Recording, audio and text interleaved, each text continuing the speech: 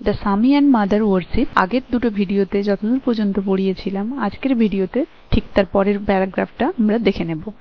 আশা করি আগের প্যারাগ্রাফ দুটো তোমরা সবাই খুব ভালোভাবে বুঝতে পেরেছো। এই প্যারাগ্রাফে দেখো, he had a whole hearted contempt for what he regarded as squeamishness or mawkishness. He বলতে এখানে স্বামী বিবেকানন্দের কথা বলা হয়েছে। কার দ্বারা? সিস্টার নিবেদিতার দ্বারা। তো সিস্টার নিবেদিতা কি বলছেন? He had a whole hearted contempt. Contempt মানে কিন্তু ঘৃণা। তিনি সম্পূর্ণরূপে ঘৃণা করতেন, পুরো মন থেকে ঘৃণা করতেন for what he regarded as squeamishness or mawkishness. Squeamishness মানে হচ্ছে খুঁতখুঁতেমি, আর মকিসনেস মানে হচ্ছে ন্যাকামিপনা। তাহলে ন্যাকামিপনা এবং খুঁতখুঁতেমিকে তিনি খুব মন থেকে ঘৃণা করতেন। মানে যারা কোনো কিছু বিষয়ে ন্যাকামিপনা দেখাতো, খুঁতখুঁতেমি করতো, তাদেরকে তিনি ঘৃণা করতেন। He was said few words on me. তিনি আমাকে কিছু কথা বলেছিলেন। When I came to him, যখন আমি তার কাছে এসেছিলাম। এখানে আই বলতে সিস্টার নিবেদিতা, আর হি বলতে Swami Vivekananda. When I came to him with my difficulties, যখন আমি তার কাছে এসেছিলাম আমার কিছু সমস্যা নিয়ে। কোন সমস্যা নিয়ে?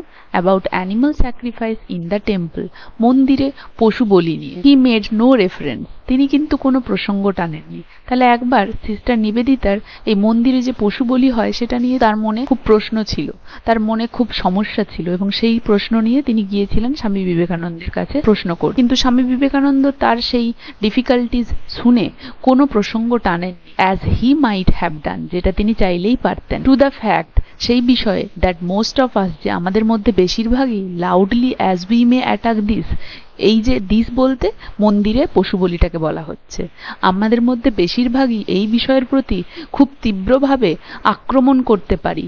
Have no hesitation in offering animal sacrifice to ourselves. এই আমরাই কিন্তু কখনোই আবার ইতস্তত বোধ করি না যখন সেই প্রসঙ্গটা আমাদের নিজেদের ক্ষেত্রে আসে। মানে আমরা যারা এই মন্দিরে পশু হত্যা নিয়ে চরমভাবে সরব হই, তারা কিন্তু ঠিক নিজেদের যখন প্রসঙ্গ আসে, হয়তো কেউ আমাদেরকে কিছু বলল যে তোমার এটা ভালো হবে, এই পশু বলি দাও অমুক ঠাকুরের কাছে, তখন কিন্তু আমরা ঠিক সেটাকে করে ফেলি, তখন ইতস্তত বোধ করি না। He offered no argument. তাহলে স্বামী বিবেকানন্দ সিস্টার নিবেদিতার এই সমস্ত কথাগুলো শুনলেন এবং কোনো রকম তিনি আর্গুমেন্ট বা তর্ক বিতর্কে গেলেন না, as he easily might have done, যেটা কিন্তু তিনি অনায়াসেই করতে পারতেন। রিগার্ডিং দ্য ডিগ্রেডেশন, সেই অবনমন, of the butcher and the slaughterhouse, সেই কসাইখানাগুলো। তাহলে আমাদের চারিদিকে তো এই আধুনিক সমাজে অনেক কসাইখানা রয়েছে, সেখানে রোজ রোজ প্রচুর পশু হত্যা করা হচ্ছে। তাহলে এই বিষয়ের প্রতি কারো দৃষ্টিপাত নেই, শুধুমাত্র মন্দিরে একটা পশু বলি হলে সবাই সেখানে সরব হচ্ছে। আন্ডার দ্য মডার্ন সিস্টেম, এই আধুনিক সমাজে আধুনিকতার দায় দিয়ে সবাই কিন্তু কসাইখানাতে নিজেদের তৃপ্তি বা নিজেদের ক্ষুধা নিবারণের জন্য, তৃপ্তি সাধনার জন্য রোজ রোজ প্রচুর পশু হত্যা করা হচ্ছে, সেদিকে কারো দৃষ্টিপাত হচ্ছে না। সেই একই জিনিস যদি একটা মন্দিরের ক্ষেত্রে হচ্ছে, সবারই তাতে সমস্যা দেখা দিচ্ছে, যেটা তিনি চাইলেই বলতে পারতেন, কিন্তু তিনি এই বিষয়ে কোনো তর্ক বিতর্ক করলেন না। Why not a little blood to complete the picture was his only direct reply to my objection. আমি যেই অবজেকশনটা এনেছিলাম, আমি যেই বিরোধিতাটা এনেছিলাম মন্দিরে পশু হত্যা নিয়ে, তার একমাত্র উত্তর তিনি কি দিলেন? Why not a little blood to complete the picture? একটু রক্ত ঝরুক না ওই ছবিটাকে পূর্ণতা দান করতে। এই কথাটার মানে কি? এই কথাটার দ্বারা আসলে তিনি বোঝাতে চাইলেন, তিনি বলতে স্বামী বিবেকানন্দ বোঝাতে চাইলেন যে চারিদিকে তো এত কসাইখানা, সেই কসাইখানাতে তো প্রচুর পশু হত্যা হচ্ছে, মানুষ নিজের তৃপ্তি সাধনার জন্য সেগুলো হত্যা করছে, খাওয়ার জন্য, কারণ ওইগুলো তো আর ভগবান খাচ্ছে না, মানুষ নিজের উদ্দেশ্য পূরণের জন্য সেই পশুগুলোকে হত্যা করা হচ্ছে।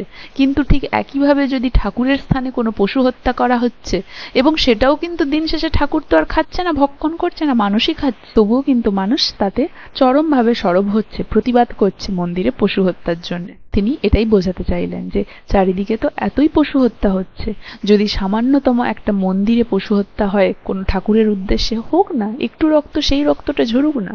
এত কসাইখানাতে এত রক্ত ঝরছে, সামান্য মন্দিরে দু একটা পশু বলি হওয়ার রক্ত ঝরাতে একটু নইলে ঝরুক না, ক্ষতি কি তাতে? কে কাকে বললেন? এই কথাটার দ্বারা স্বামী বিবেকানন্দ সিস্টার নিবেদিতার যে অবজেকশন তার রিপ্লাই দিলেন। বাদ বাকি কিন্তু কোনো প্রসঙ্গ টানেননি, কারণ তিনি বোঝাতে ওটা চেয়েছিলেন, কিন্তু এত কিছু বলেননি, শুধু বলেছিলেন যে একটু রক্ত ঝরুক না যদি ওই ছবিটাকে সম্পূর্ণতা দান করতে, মানে একটু রক্ত ঝরুক না, চারিদিকে তো এত ঝরছে। এটাতে যদি একটু ঝরে ক্ষতি। And it was with considerable difficulty that I elicited from him. এবং এটা খুবই একটা বেশ জটিল বিষয় যেটা আমি তার কাছ থেকে পেয়েছিলাম। অ্যান্ড ফ্রম অ্যানাদার ডিসাইপল, এবং আরো একজন শিষ্যের কাছ থেকে। কার? অফ শ্রীরামকৃষ্ণ, শ্রীরামকৃষ্ণের আরো একজন শিষ্যের কাছ থেকে। তাহলে স্বামী বিবেকানন্দ যেমন শ্রীরামকৃষ্ণের একজন শিষ্য, সেরকম শ্রীরামকৃষ্ণের আরো একজন শিষ্য ছিল সিটিং নিয়ার, যিনি তার কাছেই বসেছিলেন। The actual facts of the more austere side of Kali worship. এই পশু বলিটা হচ্ছে কালী পুজোর বেশ একটা কঠোরতম দিক, যেটা তারা বলল কাকে? সিস্টার নিবেদিতাকে। That side which has transcended the sacrifice of others. এই যে দিকটা, এই যে পশু বলি, এই যে পশু হত্যা, মা কালীর উদ্দেশ্যে যে পশু হত্যা, এটা কিন্তু বলি বা হত্যা নয়, এটা বলিরও ঊর্ধ্বে। কারণ এটা বিশ্বাস করা হয় যে যে পশুকে আমরা বলি দেই বা হত্যা করি ঠাকুরের উদ্দেশ্যে, সেই বলি কিন্তু বলি হয় না বা হত্যা হয় না, সেটা বলিরও ঊর্ধ্বে। কারণ সেই যাকে আমরা দেই তার কিন্তু নাকি কোনোরূপ কষ্ট হয় না, সে নাকি ওই ভগবানের সাথে একাত্ম হয়, স্বর্গ লাভ করে। হি টোল্ড মি, তিনি একবার বলেছিলেন, হাউএভার যাই হোক, that he had never tolerated the blood. তিনি কিন্তু এই রক্তঝরা কখনোই সহ্য করতেন না, ব্লাড অফারিং কখনোই এই রক্তঝরা সহ্য করতেন না। Commonly made to the demons who attended the Kali, commonly made to the demons who attend on Kali।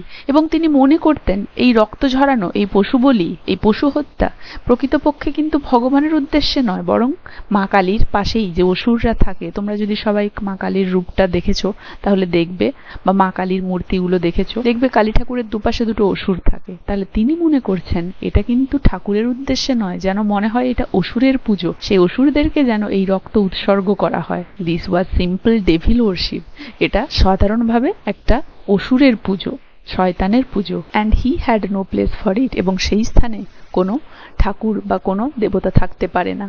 তাহলে যেখানে পশু হত্যা করা হয়, একটা প্রাণীকে এতটা কষ্ট দেওয়া হয়, সেইটা হচ্ছে শয়তানের পুজো, কোনো ঠাকুরের বাস তাতে থাকতে পারে না, এটা স্বামী বিবেকানন্দ বলতেন।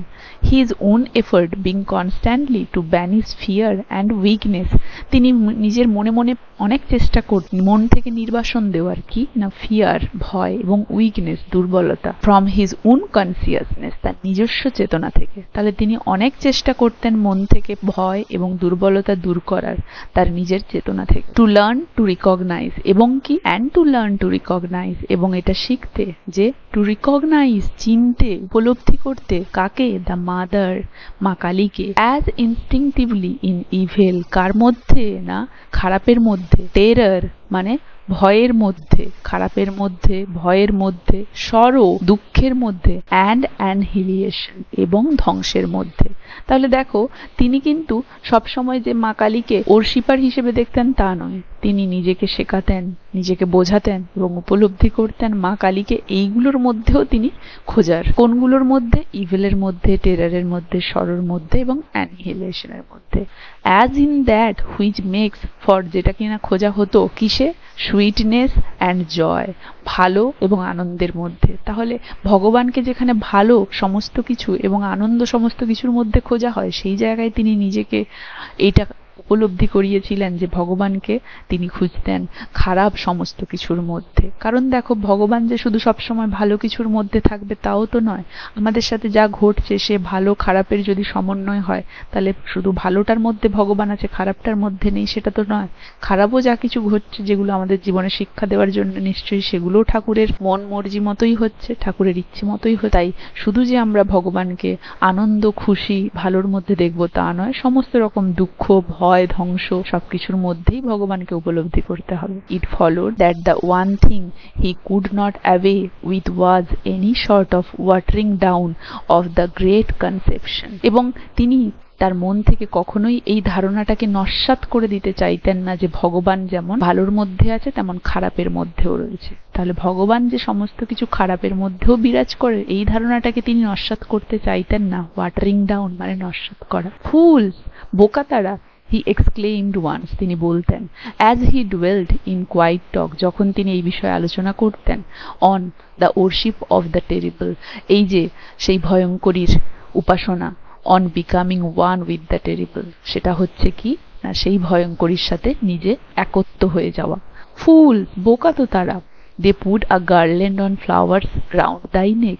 তারা তোমার, দাই বলতে এখানে ইয়র, ওল্ড ইংলিশ এটা লেখা হয়েছে, দাই মানে ইয়র, ওয়াই ও ইউর। তো বলছে ফুলস, বোকা তারা, দে পুট আ গার্ল্যান্ড, তারা একটা মালা পরিয়ে দেয়, অফ ফ্লাওয়ার্স, ফুলের, অন দাই নেক, তোমার ঘাড়ের চারিদিকে, and then start back in terror, তারপরে তোমাকে ভয় পেয়ে পেছনে পিছিয়ে যায়, অ্যান্ড কল দি, দি মানে ইউ, এটাও সেই ওল্ড ইংলিশে, দি মানে হচ্ছে ইউ। তাহলে দেখো এখানে বলছে তারা তো বোকা, তারা তোমার গলায় একটা ফুলের মালা পরিয়ে দেয় এবং আবার ভয়ে পিছিয়ে যায়, এবং আবার তোমাকে কি বলে ডাকে, দ্য মার্সিফুল, দয়াময়ী। তাহলে তারা একদিকে তোমাকে ভয় পাচ্ছে, বিধ্বংসী বলে দেখছে, একদিকে আবার তোমাকে মালা পরাচ্ছে, উপাসনা করছে, আবার ভয়ে মালা পরিয়ে পিছিয়ে গিয়ে আবার তোমাকে দয়াময়ী বলছে।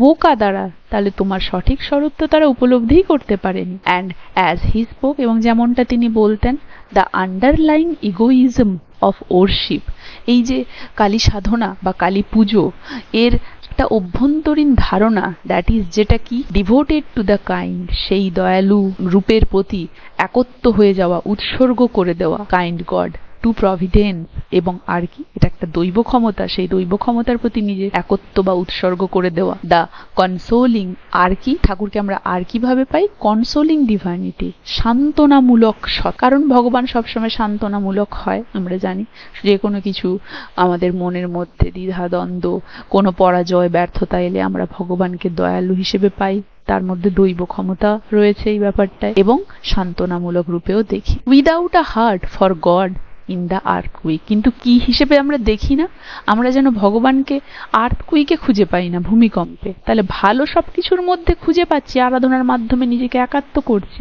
কিন্তু খারাপ যে জিনিসগুলো, যেমন আর্থকুইকে, কিন্তু আমরা সেটা ভাবি না যে ভগবানের ইচ্ছেতেও, or God in the volcano, বা এটাও ভাবি না যে ভলকানো যেখানে হচ্ছে অগ্নুৎপাত, সেখানেও ভগবান রয়েছে। ওভারওয়েলম দ্য লিসনার, এবং এই কথাগুলো তিনি যখন বলছিলেন, তার যে শ্রোতারা ছিল তারা একটু অবাকই হলো এগুলো শুনে। One saw that such worship was at bottom, কিছুজন এটাকে কিভাবে দেখতে পারে, যে এই ধরনের উপাসনা বা সাধনা, এই ধরনের মাতৃভক্তি একটা নিম্নমানের কাজ, অ্যাজ দ্য হিন্দু কলস ইট, যেটা হিন্দুরা বলে থাকে মেয়ারলি শপকিপিং, দোকানদারি, যে এটা একটা নিম্নমানেরই কাজ, এটা একটা দোকানদারির মতোই কাজ।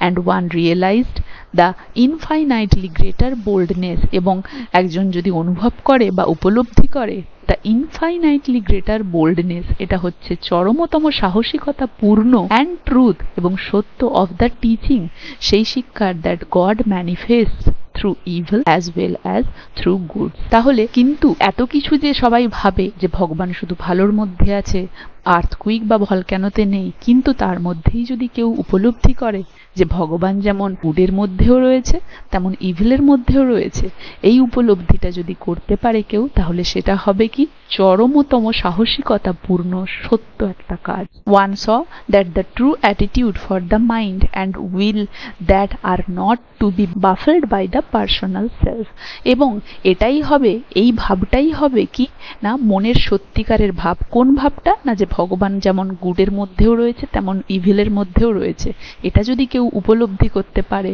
তো সেটাই হবে তার মনের সত্যিকারের ভাব, এবং এটা তার মনের সত্যিকারের ভাব হতেই হবে। এবং সেই ক্ষেত্রে তার নিজের পার্সোনাল সেলফ কিভাবে তাকে বিভ্রান্ত করছে সেটা ভাবলে হবে না, কারণ অনেক সময় আমরা অনেক কিছু মানতে চাই না, কিন্তু নিজস্ব সত্তাকে বোঝাতে হয়, সেই জিনিসটা মানাতে হয়। এই ক্ষেত্রেও যদি নিজের মন অন্য কিছু বলে থাকে, না ভগবান খারাপের মধ্যে নেই, ভালোর মধ্যে আছে, এই জিনিসটা না বিশ্বাস করতে চায় যে ভগবান যেমন ভালোতেও আছে খারাপেও আছে, তো সেই জিনিসটাকে গুরুত্ব দিলে হবে না, বরং ভগবান যে সমস্ত ভালো এবং খারাপের মধ্যে আছে, এইটা যদি উপলব্ধি করাতে পারি এবং নিজেকে বোঝাতে পারি, এটা হবে চরমতম সাহসিকতা পূর্ণ কাজ, এবং এটা হতে হবে true attitude for the mind, মনের সত্যিকারের ভাব, যে ভাবটা কিন্তু নিজস্ব সত্তা দ্বারা কখনো যেন বিভ্রান্তিকর না হয়। ওয়াজ ইনফ্যাক্ট দ্য ডিটারমিনেশন, এটাই হবে সেই দৃঢ়তা, মনের সব থেকে বড় দৃঢ়তা। In the stern words of Swami Vivekananda, স্বামী বিবেকানন্দের শক্ত মানসিকতার মধ্যে এই কথাগুলো ছিল, কারণ তিনি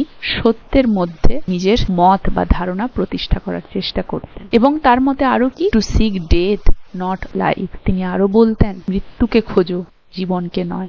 two hurl oneself upon the sword point, নিজেকে খোলা তরবারির সামনে দাঁড় করাও। টু বিকাম ওয়ান, একত্ব হয়ে যাওয়ার জন্যে কার সাথে? উইথ দ্য টেরিবল ফর এভারমোর, সেই বিধ্বংসী ভয়ঙ্করীর সাথে। তাহলে তিনি কি বোঝাতে চেয়েছেন? এখানে তিনি বলতে চেয়েছেন যে ভগবানকে যদি তুমি ভয় করো এবং যদি তুমি সেই থেকে তার সাথে একাত্ম হতে না পারো, তাহলে কিন্তু তুমি চরম সত্য জ্ঞান লাভ করতে পারবে না। আমরা বেশিরভাগ মানুষই জীবনের সমস্যাকে এড়িয়ে চলি, সমস্যার সম্মুখীন হই না। এর ফলে কি হয়? সেই সমস্যা আমাদের জীবনে বড় হয়ে দেখা দেয়। কিন্তু আমরা যদি একবার ভয়কে, দুর্বলতাকে কাটিয়ে সেই সমস্যার সম্মুখীন হই, তাহলে কি হবে? সেই সহজেই সেই সমস্যা থেকে আমরা মুক্তি পাবো। তাই তিনি বলেছেন যে জীবনকে নয়, মৃত্যুকে খোঁজো, নিজেকে খোলা তরবারির সামনে দাঁড় করাও, নির্ভয়ে দাঁড় করাও, তবেই না তুমি জীবনের সমস্ত সমস্যার সমাধান করতে পারবে। সমস্যাকে ভয় পেও না, সমস্যাকে নিজে ফেস করো, তবেই সেই সমস্ত সমস্যার থেকে তুমি মুক্তি পাবে। আজ তাহলে এতদূর পর্যন্ত। আশা করি সবাই বুঝতে পেরেছো। কার কেমন লাগলো বলবে, ভালো লাগলে লাইক আর শেয়ার করে দেবে, আর যারা যারা এখনো চ্যানেলটা সাবস্ক্রাইব করোনি তারা একটু সাবস্ক্রাইব করে দেবে। দেখা হচ্ছে পরের ভিডিওতে।